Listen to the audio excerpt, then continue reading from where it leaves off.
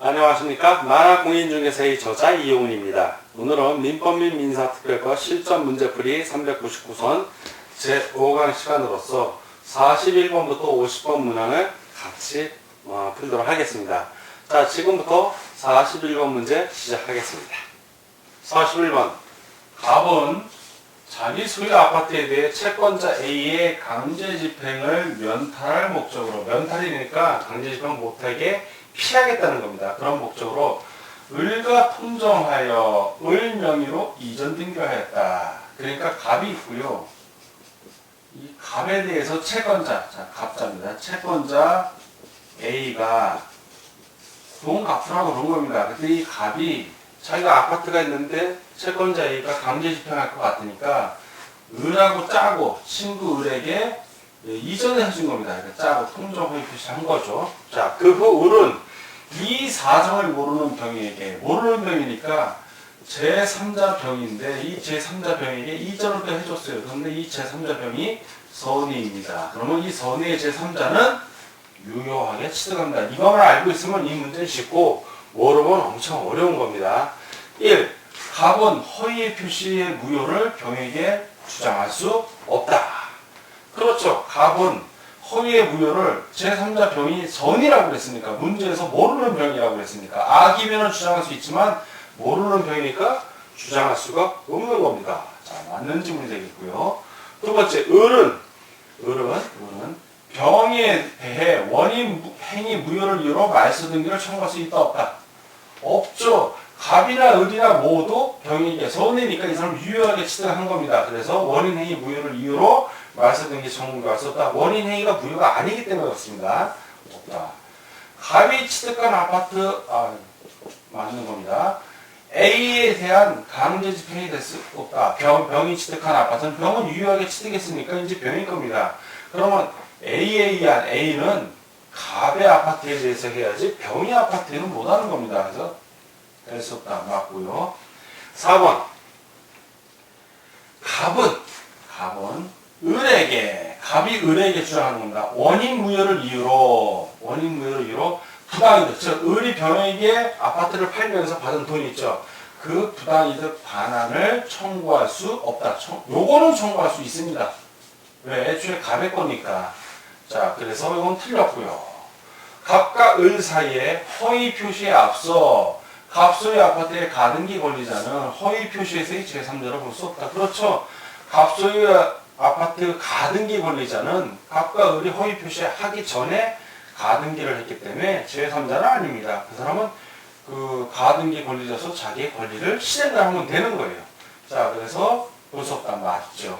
다 오고 하나만 X, 지금 틀린 걸 고르는 문제니까 답은 4번이 되겠습니다. 다음 42번 문제를 같이 보도록 하겠습니다. 갑은 자기 소유 토지를 을에게 증여하기로 약정하였다. 그런데 세금 문제를 그래요. 을과 짜고 마치 매매 계약을 체결한 것처럼 꾸며서 을 앞으로 이전 등기를 하였다. 옳은 것은 이 은닉행위죠. 부자간에 이런 거 많이 나옵니다. 갑이 아버지라고 생각하면 돼요. 갑이 을에게 자기 토지를 주는데 증여를 하면 증여세가 무지하게 많이 나와. 그래서 증여를 해. 실제는 증여인데 형식은 매매 형식을 띄고 껍데기는 매매야. 자, 껍데기는 매매로 보이는 겁니다. 은닉됐죠, 증여라는 게.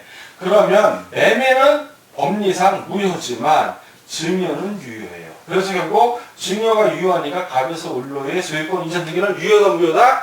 요거는 유효한 겁니다. 자, 그걸 알고 풀면 돼요. 매매 계약은 방금 법리상 무효라고 그랬죠? 틀렸고. 증여 계약은 유효라고 그랬죠? 무효인데 틀렸고. 3. 갑은 을을 상대로 이전 등기의 말소를 청구할 수 없다. 그렇죠. 증여했는데 뭘 또 이전 등기 말소를 청구해요? 할 수 없는 겁니다. 유효한 취득이기 때문에 맞습니다. 4. 을이 이런 사실을 안 병에게 매도하고, 자, 을이 새로 또 병에게 매도를 했습니다. 이 은닉행위라는 걸 아는 병에게. 그러나 이 병은 이미 을이 유효하게 취득한 거기 때문에 병은 선이든 악이든 유효하게 취득을 합니다. 결국 갑과 을은 병에게 이전 등의 말소를 청구할 수 있다 없다? 없다. 갑은 병을 상대로 이전 등의 말소를 청구할 수 있다? 없다죠. 틀렸고. 자, 을이 이런 사실을 한 병에게 매도하고 이전 등기를 한 경우 을은 알아도 본인이 취득한 게 유효하기 때문에 병을 상대로 이전 등기 말소를 청구할 수 있다 없다? 없다. 틀렸죠. 다 x 하나만 O. 지금 문제를 보니까 옳은 것을 구하는 겁니다. 그래서 답은 3번이 되겠습니다. 다음은 43번 문제를 같이 보도록 하겠습니다. 43번. 사업 실패로 부도위에게 몰린 갑이 채권자의 강제 입형을 면할 목적으로 친구인 을과 짜고서 자기 부동산, 갑의 부동산을 을에게 매도한 것처럼 가장하여 소유권 이전 등기를 해주었고, 을은 자기가 그 부동산에 등재해 있는 것을 빌미로 소유권 등기자로 등기가 됐으니까 다시 병에게 매도하고 소유권을 넘겨주었다. 다음 설명 중 옳은 것은, 자, 이 경우를 보는 겁니다. 이때 만약 병이 선이라면 선의의 제3자에게는 대항하지 못하기 때문에 선의의 제3자인 병은 유효하게 취득을 합니다. 그거를 알고 있으면 푸는 문제고 모르면은 참 어려운 문제가 됩니다. 1번. 갑과 을 사이의 행위는, 자, 갑과 을 사이의 행위는 가장매매로서 당사자인 갑과 을 사이뿐만 아니라 제3자 병에 대해 항상 무효이다. 당사자인 갑과 을 사이에서는 무효지만 제3자가 병이 선이라면 그건 무효가 아니죠. 그래서 항상은 아니라는 겁니다. 틀렸고. 두 번째. 갑의 채권자는 선의의 제3자인 병에 대하여 무효를 주장하며 강제 집행을 신청하거나 채권자 취소권을 신청할 수 없다. 맞죠? 왜? 전의의 제3자인 병은 유효하게 취득하기 때문에 그렇습니다. 3번. 병이 선의의 제3자라 하더라도 권리를 취득한 전득자가 악이라면 악의 전득자는 보호되지 않는다. 아니, 병에게서부터 또다시 취득한 사람을 전득자라고 하는데 이 전득자는 이미 병이 유효하게 취득을 했기 때문에 전득자 악이라도 보호를 받습니다. 병이 보호를 받기 때문에 보호되지 않는 자가 아니라 보호됩니다. 틀렸고요. 4. 제3자 병은 당사자인 갑이나 을에 대하여 갑을 사이의 행위가 무효라고 주장할 수 있다. 제3자는 있어요. 제3자는 주장을 하든 말든 그 사람이 자유입니다. 자, 이거 틀렸고요.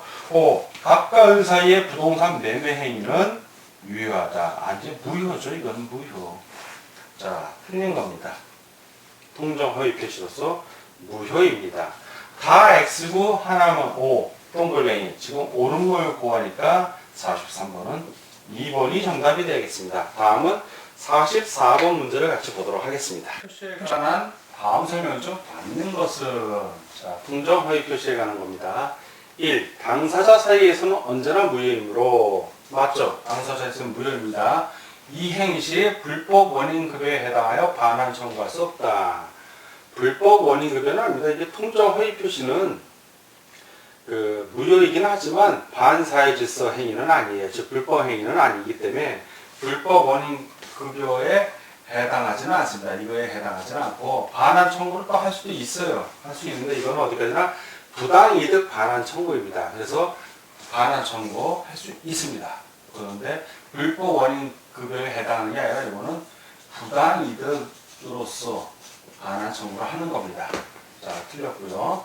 선의 제3자에게 대항할 수 없습니다. 선의 제3자에게 대항할 수 없고, 이 통정 허위 표시 같은 경우에는 전의의 제3자는 선의이면 됩니다. 무과실까지 요구하지는 않아요. 제3자가 보호하기 위해서는 선의이고 무과실까지는 요구하지 않는다. 자, 틀렸고요. 4번. 채권의 가장양도에 있어 채무자는 선의의 제3자에 해당하지 않습니다. 이게 무슨 얘기냐면 채권자가 있고 채무자가 있습니다. 자, 이 채무자가 있는데 채무자와 채권자는 이 채권에 있어서 이해관계가 있는 사람들이에요. 이해관계가 있는 사람. 이들이 아닌 제3자가 이제 선의의 제3자가 되기도 하고 악의 제3자가 되지만 채권자 A가 B에게 가장양도를 한다면 이 채무자는 여전히 이해관계자이기 때문에 선의의 제3자는 전혀 상관이 없습니다. 그런데 이 채무자를 선의의 제3자에 해당한다고 했으니까 틀린 질문이 되는 겁니다. 자, 5. 통정 허위 표시를 한 채무자의 채권자. 자, 이 통정 허위 표시를 한 이 채무자를 얘기하는 거예요. 채무자의 채권자는 채권자 취소권을 행사할 수 있습니다. 이건 맞는 얘기예요. 다 X고 하나만 O. 자, 다음 혐의를 맞는 것이니까 44번은 5번이 정답이 되겠습니다. 다음 45번 문제를 보도록 하겠습니다. 45번. 착오로 인한 의사표시에 관한 설명으로 틀린 것을 고르는 문제입니다. 착오에 관한 의사표시로. 1번. 표의자의 중대한 과실은 법률 행위의 교력. 자, 표의자가 중대한 과실이 있다고 그러면 표의자는 과실이 중대한 과실이라고 과실이 중대한 과실을 얘기를 안 합니다. 조그만 사소한 과실이라고 그러고 중대한 과실이 있는 경우에 이 법률 행위가 과연 유효한지 안 한지 이 증명하는 문제입니다. 이런 경우에 중대한 과실의 존재에 대한 증명은 이 취소를 저지하려는 자, 즉 법률 행위가 유효하다고 주장하는 사람이 증명을 해야 됩니다. 즉 법률 행위의 효력을 주장하는 자가, 즉 효력을 부인하는 자가 아니라 주장하는 자가, 자 법률 행위가 유효합니다 라고 주장하는 자가 표의자에게 중대한 과실이 있기 때문에 이 법률 행위는 계속 유효하게 유지되어야 됩니다 라는 거지, 표의자의 중대한 과실을 법률의 효력을 부인하는 자는 증명할 필요가 없는 겁니다. 틀렸죠? 두 번째, 동기의 착오가 상대방에 의해 유발된 동기의 경우 동기가 표시되지 않았다고 하더라도 중요 부분의 착오가 될 수 없는 것은 아니다. 그렇죠. 중요 부분의 착오가 될 수 있습니다. 상대방에 의해서 유발됐기 때문에 그렇습니다. 맞고요. 세 번째, 가압류 등기가 없다고 믿고 보증하였더라도 그 가압류가 원인 무효인 경우로 밝혀진 경우 착오를 이유로 의사표시를 취소할 수는 없다. 맞습니다. 4번, 매수인의 중도금 미지급을 이유로 매도인이 계약을 적합하게 해제한 후라도 매수인이 착오를 이유로 그 계약 전체를 취소할 수는 있다. 맞습니다. 5번, 매매 계약 당사자 모두 매매 목적물의 X토지의 직원을 착오를 일으켜 계약서의 목적물을 Y 표시로 표시한 경우 착오를 이유로 의사표시를 취소할 수 없다. 그렇죠. 착오를 이유로 의사표시를 취소할 수는 없고 X 표시의 계약이 유효한 겁니다. O 표시 무해의 원칙이 적용이 됩니다. 따라서 45번 같은 경우는 다 오고 하나만 해서 틀린 걸 구하니까 1번이 정답이 되겠습니다. 다음 46번 문제를 보겠습니다. 착오에 관한 설명 중 틀린 것은 1. 토지를 매수하였는데 법령상의 제한 때문에 그 토지를 의도한 목적으로 사용할 수 없게 된 경우 동기의 착오에 해당이 된다. 맞는 설명입니다. 두 번째, 토지 정분을 경작할 수 있는 농지인 줄 알고 매수했으나 측량가가 절반의 면적이 하천이야. 성질의 착오에 해당이 된다. 맞고요. 계약 당사자 사이의 착오를 이유로 하여 취소할 수 없음을 약정한 경우에 표의자는 착오를 이유로 하여 의사표시를 취소할 수 없다. 맞습니다. 자, 이거 착오에 관한 민법 규정은 의무규정으로 해석이 되기 때문에 이러한 계약도 가능합니다. 4번, 부동산 시가에 관한 착오는 특별한 사정이 없는 한 법률 행위 내용의 중요 부분에 관한 착오에 해당하지는 않습니다. 시가를 착오한 것은 중요 부분이 아니라 사소한 부분의 착오라 법률 행위가 그대로 진행이 된다는 얘기입니다. 맞고요. 5번, 건물 및 그 부지를 현 상태로 매수하는 경우에 부지의 지분이 다소 부족하면 이러한 근소한 차이도 매매계약의 중요한 차이로 인정이 된다. 자, 이렇게 근소한 차이는 중요 부분의 착오로는 인정이 되지 않습니다. 그래서 5번이 틀린 지문이 됩니다. 다 오고 하나만 X 틀린 걸 구하니까 46번은 5번이 정답이 되겠습니다. 47번, 다음 법률 행위의 내용 중 중요 부분의 착오에 해당하지 않는 것을 고르시오. 자, 그러면 중요 부분의 착오하고 중요 부분 착오 아닌 걸 구분하는 건데, 일반적으로 중요 부분의 착오는 이제 판례에 의해서 여러 가지가 있는데, 토지의 현황이나 경기에 관한 착오는 중요 부분의 착오가 보입니다. 그러나 여러분들 여기서 아셔야 될 건 중요 부분의 착오가 아닌 거를 아예 네 가지를 반드시 알아두셔야 돼요. 첫째는 시가, 가격을 잘못한 건 중요한 게 아니에요. 이건 본인이 잘못 실수한 거지. 그러니까 중요 부분의 착오는 착오지만 중요 부분의 착오가 아니기 때문에 계약을 취소를 할 수가 없다는 얘기죠. 두 번째는 지적 또는 또 면적의 어떤 착오를 갖고 왔어. 그거 역시 중요 부분이 아니라는 겁니다. 세 번째는 이제 법률 행위 목적물이 누구에게 속하는가. 자, 누구에게. 소유권자가 누구인가. 이 부분의 착오도 중요하지가 않다고 봅니다. 그리고 부동산 매매 계약금으로 교부받은 수표가 부도났다 하더라도 자, 수표의 부도 이런 것도 중요 부분의 착오는 아닙니다. 왜 계약금으로 받은 수표가 부도나면 또 다른 수표를 받으면 되는 거기 때문에 중요 부분의 착오로 보지 않습니다. 자, 그런 걸 고르라는 문제예요. 첫째, 토지의 현황, 경계 이런 건 중요한 겁니다. 현황이나 경계 같은 거는. 그래서 이런 것들은 중요하기 때문에 중요 부분의 착오에 해당이 되고요. 두 번째, 상해 정도, 결과 및 치료기간 등을 잘못 알고 합의한 경우. 그렇죠. 치료기간이 한 1년 걸리는데 한 달로 알았다든가 이런 걸 잘못 알고 합의한 경우는 중요 부분의 착오라 취소하고 다시 합의할 수 있습니다. 맞고요. 3. 특정 물 매매에서 어떤 특정된 물 목적물의 동일성에 관한 착오. 자, 목적물을 잘못 알고 있을 때 그 착오는 중요 부분의 착오에 해당이 됩니다. 4. 토지 임대차에서 임대차 목적물이 누구의 소유권인지에 관한 착오. 목적물이 누구의 것인지 소유권이 누구의 것인지 이거는 중요한 착오가 아니죠. 자, 아닙니다. 5. 연대 보증은 일반 보증으로 잘못한 경우. 이거 중요한 착오입니다. 다 오고 하나만 X. 중요 부분의 착오에 해당하지 않는 것은 4번이 되겠습니다. 48번.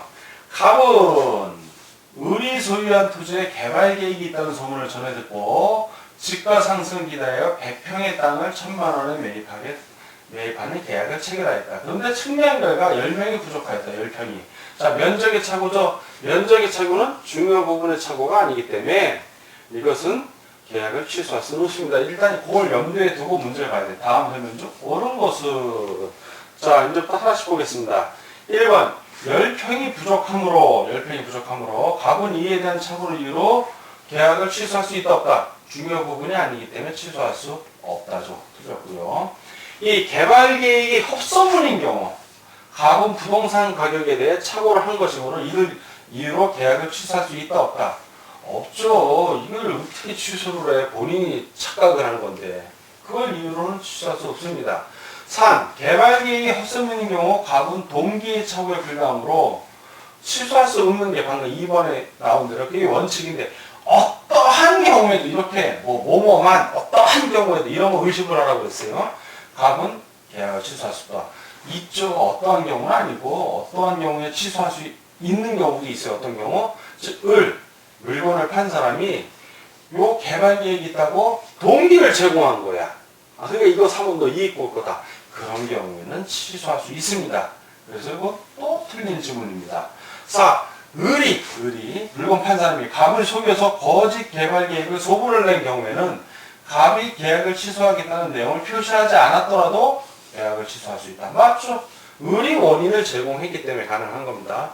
5. 갑이 동기의 계약 내용으로 삼지 않았으므로 계약을 취소할 수 없다죠. 특별한 경우에 동기를 계약 내용으로 삼았을 때는 취소할 수 있지만 삼지 않았기 때문에 취소할 수 없는 겁니다. X. 다 X고 하나만 옳은 것을 고르니까 48번은 4번이 정답이 되겠습니다. 다음 49번 문제를 보겠습니다. 49번. 동기의 착오에 대한 설명 중 틀린 것은 자, 49번 1. 다소설에 의하면 동기가 표시되고 상대방이 알고 있는 경우에는 동기의 착오가 인정이 되나 동기가 표시되지 않은 경우에는 착오의 문제가 일어나지 않는다. 정확하게 설명하고 있습니다. 두 번째, 소수설에 의하면 동기가 표시되든 안 되든 간에 동기의 착오는 다른 유형의 착오처럼 중요 부분의 착오가 있는 데는 취소할 수 있다. 이거 소수설입니다. 맞고요. 3. 판례에 의하면 당사자가 그 동기를 계약 내용으로 삼은 경우에 한하에 취소할 수 있다. 정확하게 설명하고 있습니다. 판례. 이 제일 중요하고 잘 보셔야 됩니다. 동기를 계약 내용으로 삼은 경우에 한하여 취소할 수 있는 겁니다. 4. 판례에 의하면 상대방에 의하여 유발된 동기의 착오는 표시되지 않았다 해도 동기의 착오를 이유로 취소할 수 있다. 이거 역시 판례 중요한 판례입니다. 맞는 얘기인데 상대방에 의하여 유발된 동기의 착오는 취소할 수 있습니다. 표시되지 않더라도. 5. 동기가 표시되고 동기의 착오가 중요 부분의 착오에 해당할 경우 주관적 요건만 갖춰지면 취소할 수 있다. 좀 이상하죠? 뭐 만자 들어가면 이상하다고 그랬어요. 주관적 요건 플러스 객관적 요건도 갖춰야 취소할 수 있는 겁니다. 틀렸죠? 이 주관적 요건이라는 거는 이제 뭐냐면 착오가 없었더라면 표의자, 의사표시한 자가 의사표시를 하지 않았으라고 인정이 될 정도로 착오가 이제 중요한 부분에 착오여야 되고, 이제 객관적 요건이라는 건 뭐냐면 객관화시키는 겁니다. 즉 일반인들도 표의자의 입장에서는 그러한 의사표시를 하지 않았을 것이다 라는 정도로 인정될 정도로 객관적 요건을 갖춰야 된다는 거죠. 이거 주관적 요건만 갖춰야 된다고 하니까 틀렸죠. 자, 틀린 걸 고르니까 49번은 5번이 정답이 되겠습니다. 50번 문제를 보도록 하겠습니다. 50번. 의사표시에 관한 설명으로 옳은 것은 1. 법률 행위의 외형만 존재할 정도로 표의자 스스로 의사결정할 여지를 완전히 박탈당한 강박에 의한 의사표시는 무효입니다. 이건 완전히 의사표시를 어떻게 할 수 없을 정도이기 때문에 이거는 무효 맞습니다. 두 번째, 법령상 공장 건축이 불가능한 토지임을 쉽게 알 수 있는 거예요. 쉽게 알 수 있었던 자가 공장 설립을 목적으로 이를 매수했더라도 그에게 중대한 과실이 있다고 할 수 있습니다. 있다예요. 왜냐하면 이 중대한 과실이라는 거는 아주 뭘 크게 중요한 거를 잘못했다는 뜻이 아니라 일반인들이 일반적인 주의 의무를 하면은 알 수 있는데 그 주의 의무를 안 한 거예요. 그렇죠? 이런 경우는 해당 관청, 시군구청 가서 관할관청에 가서 이 토지에 공장을 지을 수 있냐 없냐 문의하면 바로 답 나옵니다. 그 토지는 개발이 제한되어 있다든가 그러한 주의 의무를 했으면 알 수 있는데 그걸 안 했기 때문에 중대한 과실입니다. 중대한 과실은 아주 매우 중대한 그런 과실이 되는 게 아니라 일반인이 주의 의무를 할 수 있는데 안 하면 그게 다 중대한 과실이 되는 겁니다. 3번.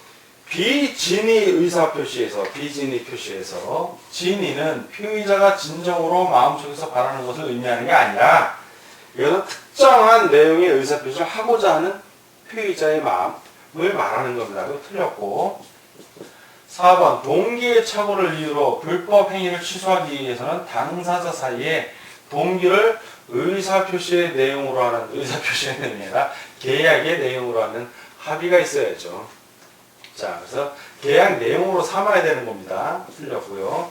의사표시에 도달한 표의자의 상대방이 통지를 현실적으로 수령한 것을 의미하는 게 아니라 상대방이 알 수 있을 정도의 객관적인 상태에 놓이기만 하면 됩니다. 우편함에 투입한다든가 동거하고 있는 가족이 수령한다든가 그런 걸 현실적으로 반드시 수령하는 것을 의미하는 건 아닙니다. 틀렸죠. 다 X가 하나만으로 옳은 것을 구하니까 50번은 1번이 정답이 되겠습니다.